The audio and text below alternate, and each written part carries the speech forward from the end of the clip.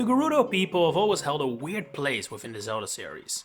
Not only are they not even remotely as common as it sometimes feels, they're also queens of subverting expectations.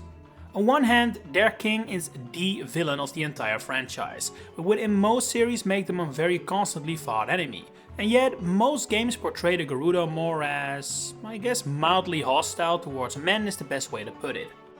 They're not necessarily peaceful people, they're a race of warriors only rarely seen with empty jail cells, but it's not often that we fought the Gerudo as actual enemies. That's the whole thing. Not often. But it has happened, especially during the Gerudo's earlier years. Right from the get-go, they were portrayed as a somewhat hostile group in Ocarina of Time, and yet it isn't because of their association to Ganondorf that we fight them. While their chief Naboru is technically Ganondorf's second in command, by the time we meet her she has rebelled against him, disapproving of his violent ways and no longer supports his lust for power. What they still are though are a band of thieves that have imprisoned the carpenters found outside the Gerudo fortress. It's in this context that Link fights 4 individual Gerudo as mini-bosses, the Gerudo Thieves. Each holds the key to one of the jail cells the carpenters are held in, making defeating them a must in order to progress the story. I've always found this one of the most interesting battles in Ocarina of Time, because not only are the Gerudo Thieves quite resilient and definitely on the stronger end of enemies in this game, they also have a unique mechanic where being hit by their jump attack or repeated attacks doesn't really hurt you, but instead sends you back to your jail cell, similar to being spotted by the Gerudo guards found all throughout the fortress. Successfully beating all Gerudo Thieves and freeing the carpenters switches up the dynamic Link has with the Gerudo.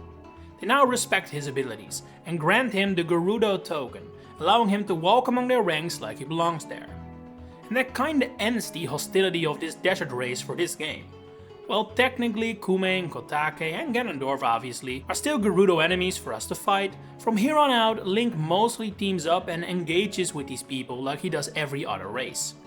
That said, since the Gerudo don't really appear during the young Link era, they do feel a tad more underutilized than say the Zora or the Goron, even if your second time around there aren't that many of those left.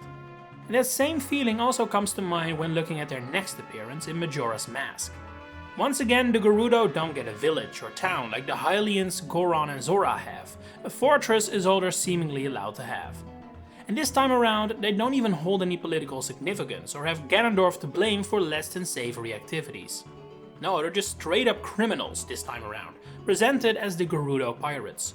Link pays a visit to their hideout in Pirate Cove after they've stolen the Zora axe on behalf of Skull Kid, who tricked them by making them believe they were the key to a ton of treasure. Now, if that was the end of it, it wouldn't be the worst thing in the world. I mean, the Gerudo were thieves in Ocarina of Time too. But when Zora guitarist Mikao heads to the pirate fortress to get the axe of his friend back, the Gerudo beat him up so badly he is mortally wounded when Link finds him and he passes away not long after. Now, death has happened before and after this moment in the Zelda series. It's not super uncommon, but what definitely hasn't happened much is outright murder, which is without a shadow of a doubt what the Gerudo of Termina are capable and guilty of. But of course, the story doesn't end there. The Zora axe still need to be returned after all, which is why Link follows in Mikao's footsteps, or flipper steps, and infiltrates the Gerudo fortress. It is here we meet the Gerudo as enemies once again, in quite a similar fight, this time against the technically different Gerudo pirates. But yeah, they're the same thing in everything but name. Even the effect of being struck by their jump attack or being hit repeatedly is retained, as it will cause the Gerudo pirate to capture him and throw him out of the fortress. After defeating one, Link takes back the Zora axe he was guarding, leading to an incredibly similar sequence to what we saw in Ocarina of Time. Key difference though, these Gerudo don't do tokens or respect.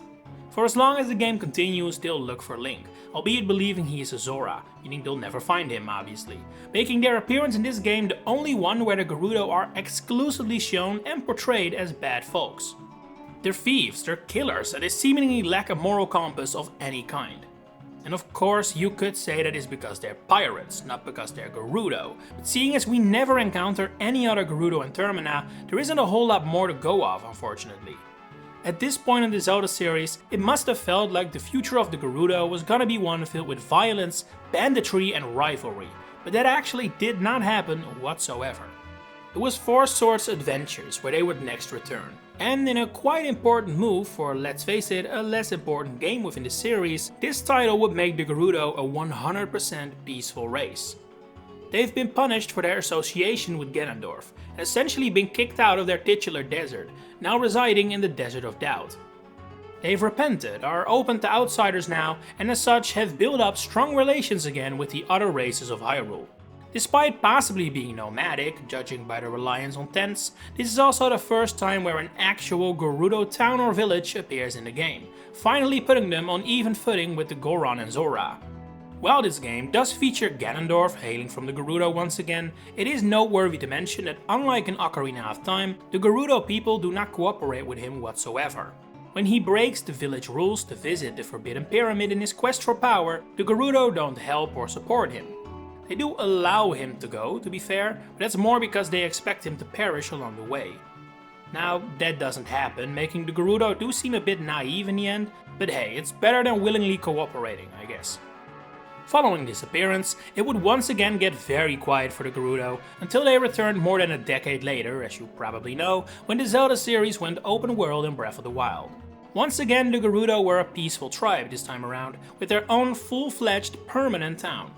What does return after an absence in Four Swords Adventures is their reluctance to allow men inside, to the point Link has to play dress up in order to enter the village.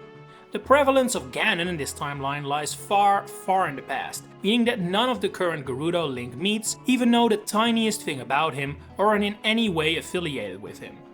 In Breath of the Wild, Ganon also doesn't appear as a physical man to rally behind, so as such, despite the Gerudo clearly still being a race of warriors, we don't fight them here. And the same applies to Tears of the Kingdom, which, looking back, is an interesting decision that I think conclusions can be drawn from.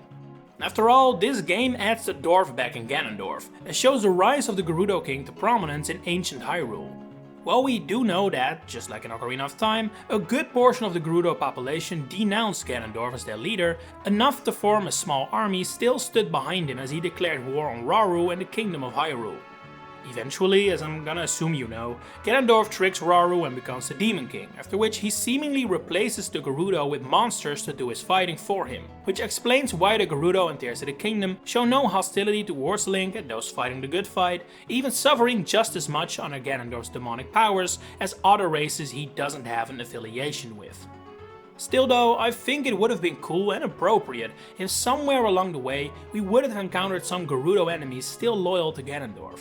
That could have been modern day Gerudo found somewhere in the desert as bandits or as part of Ganondorf's final stand, meaning they would have been gloom-infected Gerudo of some kind. Alas, that didn't happen. In fact, I think it's pretty safe to say these two games solidify the Gerudo as peaceful people going forward. And that sentiment is only further confirmed by their inclusion in Echoes of Wisdom, only their second appearance in a top-down or 2D Zelda, whatever you want to call it.